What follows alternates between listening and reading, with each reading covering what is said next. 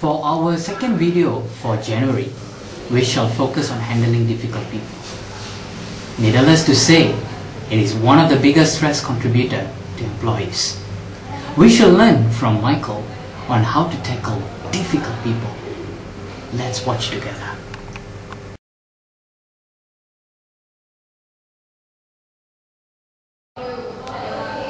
Hi viewers, welcome to the second video for the month of January.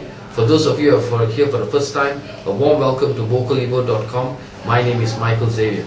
And today, we're going to share with you a very important topic. I think it's a pretty interesting topic for many of you, and that is, how do you handle difficult people at work? Do you have difficult people at work?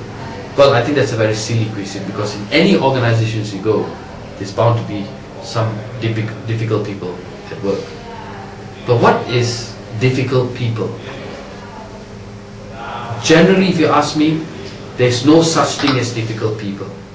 It is actually a perception. People are perceived to be difficult for three reasons. Number one, they perhaps have a different viewpoint from us. And because they have a different viewpoint from us, it appears that they are difficult. The second one is, some people have different styles of communicating. And when they communicate in a style that is different from you, they appear to be difficult. And the third one would be, they have different expectations from us, or we have different expectations from them. A good example of the third one would be, you joined an organization and you were told that communication is very open in this organization. And your expectation was, when you come into the company, you'll have a two-way communication.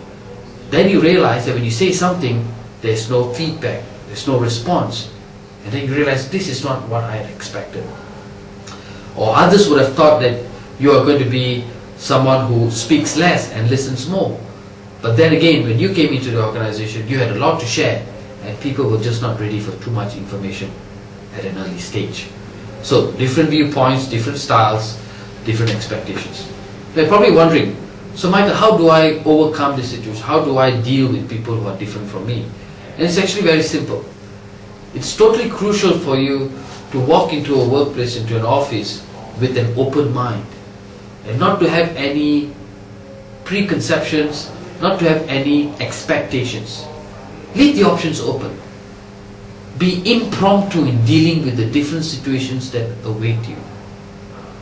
Probably that looks like a scary proposition, but you have to really understand that you're dealing with people, not machines. People are unique in their own way. So when you walk into office with an open mind, I can assure you, you will be able to deal with the situation much better. And the second thing is this. To overcome this perceived difficult people, it is constantly important that in the discussion, in the communication with those people, you have to remind yourself, what is the objective of this discussion? Are you trying to win the conversation? Are you trying to show that you are better than them? Or are you trying to solve a work problem? As human beings, at times our ego takes the better of us. Our pride tends to take the front seat. And then when you're trying to communicate laced with pride and ego, you'll find that you're steering away from solving a particular problem. So I think it's very important for us as communicators to focus on the objectives. Is it just important for me to focus on the objectives? No. At times you are genuinely trying to solve a problem at work, but the other party has got a different agenda. Probably he wants to be right. Probably he has an ego issue. Probably he wants to show that he's better than you. Perhaps. Maybe no one has showed him enough attention. So under that circumstances, you too have to professionally remind the others in this room that we are here today to discuss on how we can solve the customer problem. We are here today to discuss on how we can reduce the number of rejects in the production line. We are here today to discuss on how can we reduce the number of resignations in our department. We have to remind each other throughout the whole process why we are here today. And then the third thing you will need to do is align your communication along the objectives that you've set. You have to constantly ask yourself, am I saying things that is helping this conversation? Am I speaking enough facts in my communication? Am I listening enough? How are the other people responding to what I'm saying? Do I need to align myself to the changing circumstances in this discussion?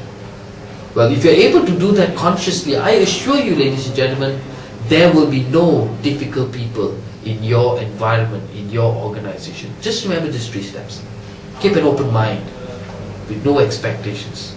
Number 2, focus on the objectives. And number 3, be aware of what you're communicating during the communication process. I wish you all the best in your journey in managing people